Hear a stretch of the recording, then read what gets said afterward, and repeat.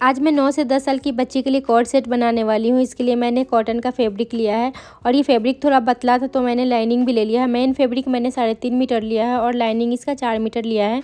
तो चलिए वीडियो को स्टार्ट कर लेते हैं। इस वीडियो में मैं step by step cutting and stitching बताने वाली हूँ।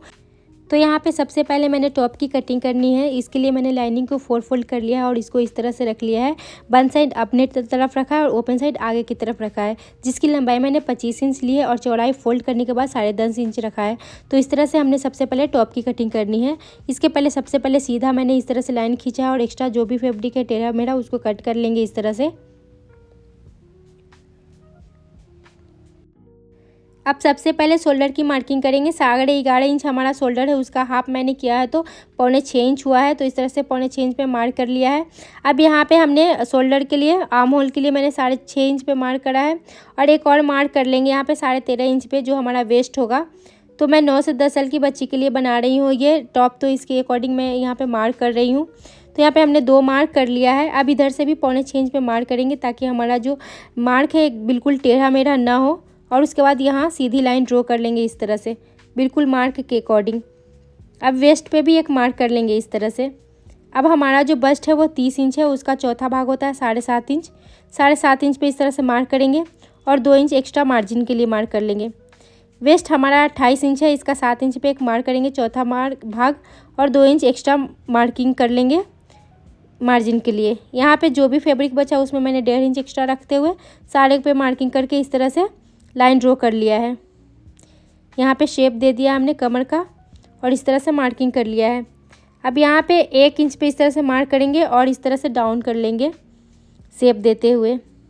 अब आर्म होल का यहाँ पे शेप देंगे। तो फ्रंट के लिए मैंने आधा इंच पे किया, बैक के लिए 1.25 इंच पे किया है और इस तरह से गुलाई देते हुए हमारा जो दोनों आर्म होल है उसका ड्रॉ मैंने कर दिया है।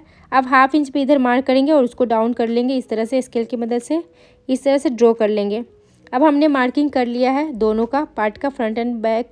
तो इस तरह से मार्किंग के अकॉर्डिंग हमें कटिंग कर लेनी है। सबसे पहले हम बैक पार्ट की कटिंग करेंगे, इस तरह से कटिंग कर लेंगे। इधर भी हमें कटिंग कर लेनी है बिल्कुल मार्किंग के अकॉर्डिंग। अब यहाँ पे कट्स लगा देंगे, इस तरह से हमने कट्स लगा दिया है। अब यहाँ पे मार्किंग कर लेंगे जो हमारा बैक है पार्ट उसके ऊपर। तो इस तरह से मार्किंग कर लिया हमने। जब स्टिच करने जाएंगे तो कुछ भी प्रॉब्लम नहीं होगा।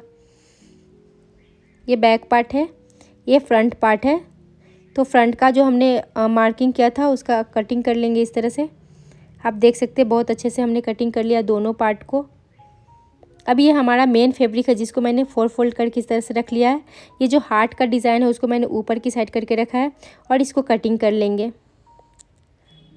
मैंने जो मेन फैब्रिक है लंबाई में मैंने 2.5 इंच एक्स्ट्रा रखा है इस तरह से।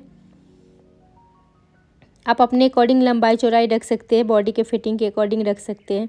तो हमने यहाँ पे कटिंग कर ली है मेन फैब्रिक की और ये हमारा बैक पार्ट फ्रंट पार्ट दोनों को इस तरह से रख लेंगे। अब हमारा जो पैंट है उसकी कटिंग कर लेते हैं। तो यहाँ पे मैंने सबसे पहले लाइनिंग की कटिंग करनी है जिसको मैंने 4 फोल्ड करके इस तरह से रखा है वन साइड अपने तरफ। अब सबसे पहले यहाँ पे 1.5 इंच पे मार्क करेंगे बेल्ट के लिए। तो इस तरह से हमने मार्क कर लिया है सीधी करके और यहाँ पे लाइन ड्रॉ कर लेंगे। अब यहाँ पे मुझे 8.5 इंच रखना है। सबसे पहले यहाँ पे लंबाई लेंगे। तो लंबाई हमने यहाँ पे 33 इंच रखा है। आप लंबाई अपने अकॉर्डिंग रखेंगे, मैं सिर्फ कटिंग की तरीका बताने वाली हूँ इसमें। तो हमने यहाँ पे मार्क कर लिया है। अब यहाँ पे इस तरह से लाइन ड्रॉ कर लेंगे। एक्स्ट्रा मैंने यहाँ पे फोल्डिंग के लिए 2 इंच रखा है इस तरह से। अब सबसे पहले यहाँ पे इस तरह से मार्किंग कर लेंगे 8.5 इंच पे और ऊपर में भी 8.5 इंच पे इस तरह से मार्किंग कर लेंगे और सीधी लाइन ड्रॉ कर लेंगे इस तरह से। अब यहाँ बेल्ट का छोड़ते हुए यहाँ पे भी 8.5 इंच पे इस तरह से मार्क कर लेनी है हमें और हम यहाँ पे 2 इंच एक्स्ट्रा रखेंगे गोलाई देने के लिए। इस तरह से गोलाई दे लेंगे। इस तरह से हमने गोलाई दे दिया है। अब यहाँ पे हमने कितना रखना है उसके अकॉर्डिंग यहाँ पे मैंने 7 इंच रखा है इस तरह से। 6 इंच हमने यहाँ पे रखा है और 1 इंच एक्स्ट्रा रखेंगे। और ये हमारा शेपर जो है उसके हिसाब से हमें इस तरह से शेप दे देना है।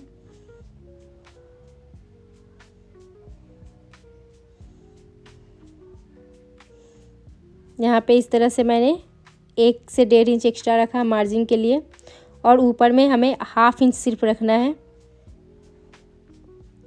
यहाँ पे क्रॉच पे मैंने 1/2 इंच एक्स्ट्रा रखा है। अब इसकी कटिंग कर लेते हैं।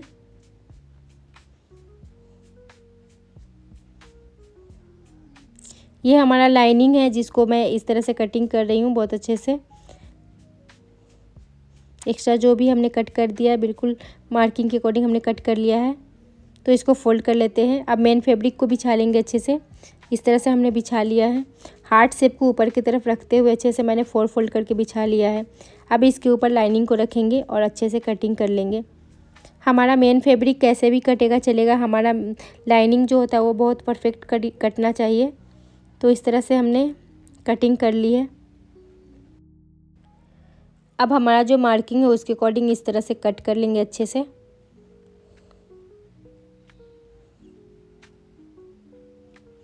यहाँ पे हमने मेन फैब्रिक भी कट कर लिया है।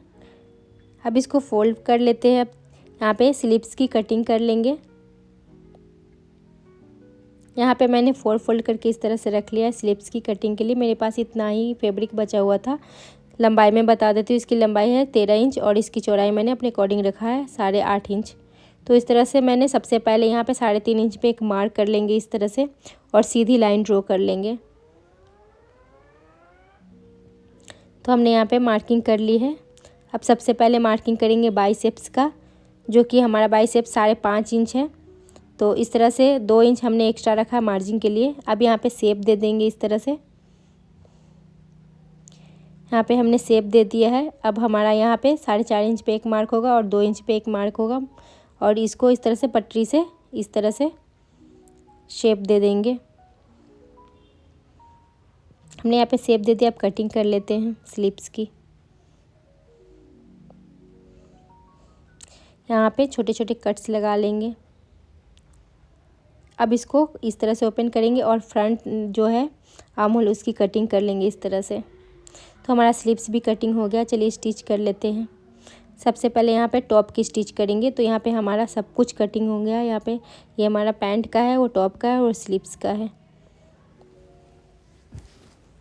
चलिए स्टिच कर लेते हैं। यहाँ पे हमने टॉप में जो हमारा लाइनिंग था उसको इस तरह से अटैच कर लिया है। देख सकते हैं आप दोनों टॉप में कितने अच्छे से फिनिशिंग के साथ हमने सबसे पहले लाइनिंग को अटैच किया है। अब ये हमारा फ्रंट पार्ट है जिसको मैं 4 इंच पे इस तरह से मार्क करूँगी। 4.5 इंच पे मार्क किया है हमने। इस तरह से मार्क कर लेंगे और एक सीधी लाइन ड्रॉ कर लेंगे।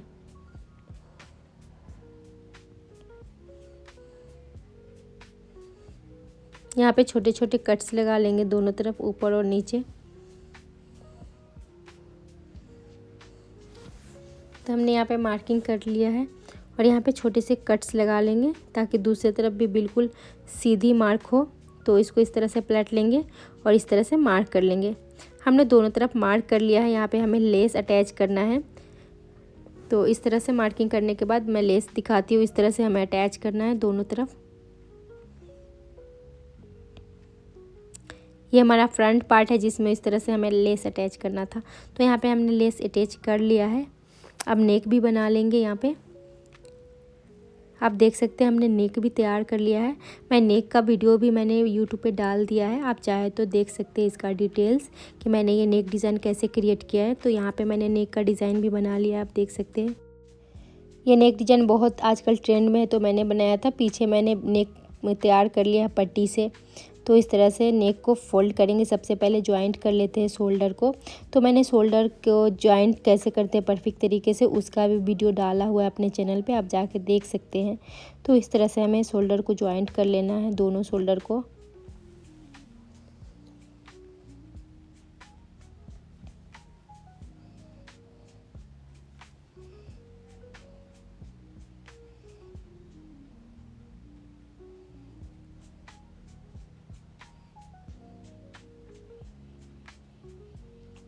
यहाँ पे हमने दोनों शोल्डर को इस तरह से जॉइंट किया है। अब इसको फोल्ड करेंगे पिछले वाले पट्टी को आगे की तरफ और एक और सिलाई लगा लेंगे। अब जो हमारा बैक का पट्टी था उसके ऊपर सिलाई लगा लेंगे। आप चाहे तो हेम भी कर सकते हैं। सिलाई करने से ये बिल्कुल रेडीमेड के जैसा दिखता है। तो इस तरह से हमने यहाँ पे एक टॉप स्टिच लगा ली है और बैक नेक भी हमारा रेडी हो गया है। धागे को कट कर लेते हैं। आप देख सकते हैं हमारा दोनों नेक बन के तैयार हो चुका है। अब यहाँ पे स्लीव्स ये कर लेंगे, अटैच कर लेंगे। तो इस तरह से स्लीव्स को रखेंगे इसके ऊपर उल्टा करके और यहाँ से स्टार्ट करेंगे। ये स्लीव्स अटैच करने का सबसे परफेक्ट तरीका होता है। हमने मार्किंग कर लिया था स्लीव्स के बिल्कुल सेंटर पे और दोनों सेंटर को मिलाते हुए इसको इस तरह से स्टिच कर लेना है।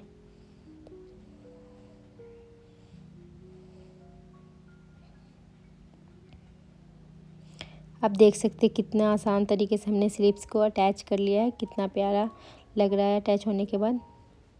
तो दोनों तरफ हमने स्लीव्स को अटैच कर लिया था।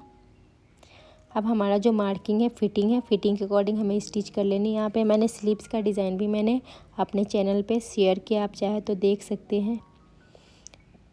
तो हमारा जो बॉडी का मेज़रमेंट है, हमने जो मार्किंग किया था फिटिंग का, उसके ऊपर हमें इस तरह से सिलाई लगा लेनी है।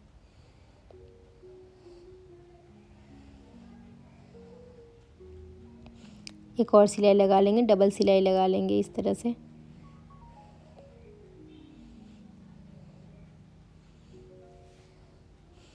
हमारा साइड जो फिटिंग है उस तरह से हमने सिल लिया है। आप देख सकते हैं दोनों तरफ मैंने साइड फिटिंग कर ली है।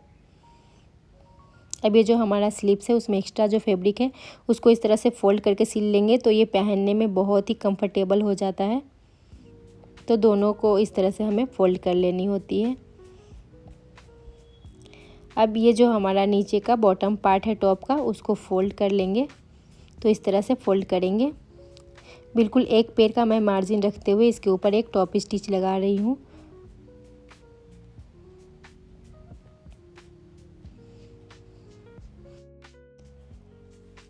तो इस तरह से हमारा स्टिच हो गया रेडी। अब एक बार और फोल्ड करेंगे और इसके ऊपर टॉप स्टिच लगा देंगे। तो जब हम इस तरह से स्टिच करते हैं, हमारा जो टॉप का जो नीचे का पोर्शन होता है वो बहुत ही फिनिशिंग के साथ तैयार होता है, बनके बिल्कुल रेडीमेड के जैसा बनके तैयार होता है। मैं चाहती तो डबल फोल्ड करके एक बार में स्टिच कर सकती थी, लेकिन ये आप एक बार मेथड अपना कर देखेंगे, आपको बहुत अच्छा लगेगा और बहुत ईज़िली, बहुत ही परफेक्ट तरीके से ये फोल्ड हो जाता है।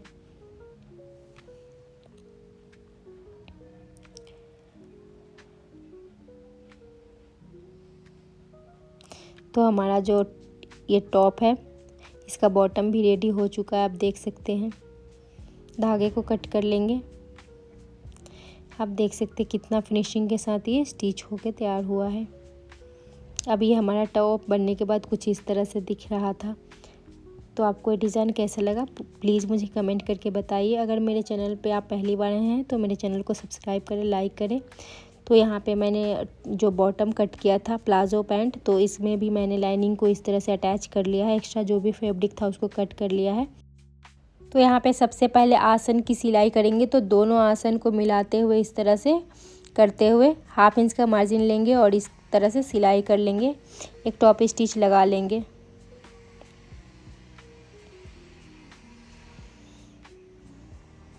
तो यहाँ पे हमने अच्छे से सेट कर लिया है और इसके ऊपर इस तरह से टॉप स्टिच लगा लेना है।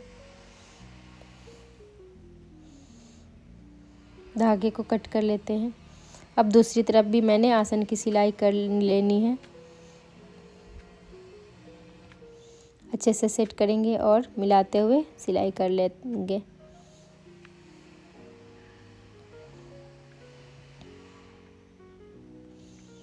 धागे को कट कर लेते हैं। अब ये सबसे पहले ऊपर जो हमारा टॉप है बेल्ट के लिए, वहाँ पे 1/2 इंच का मार्जिन लेंगे और इस तरह से एक फोल्ड करेंगे और इसके ऊपर एक सिलाई लगा लेंगे।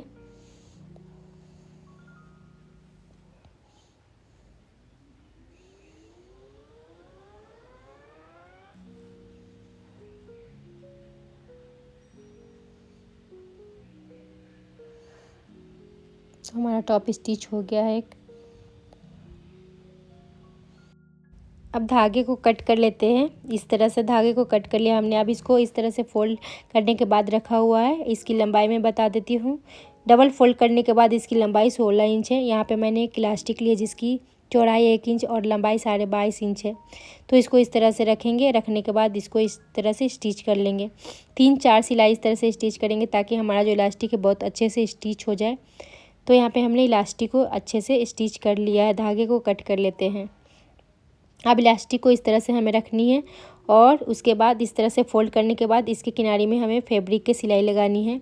हमें इस तरह से सिलाई लगानी है कि हमारा जो इलास्टिक है उस सिलाई में नहीं आना चाहिए। तो हमें देखते हुए अच्छे से सेट करते हुए सिलाई लगा लेनी है।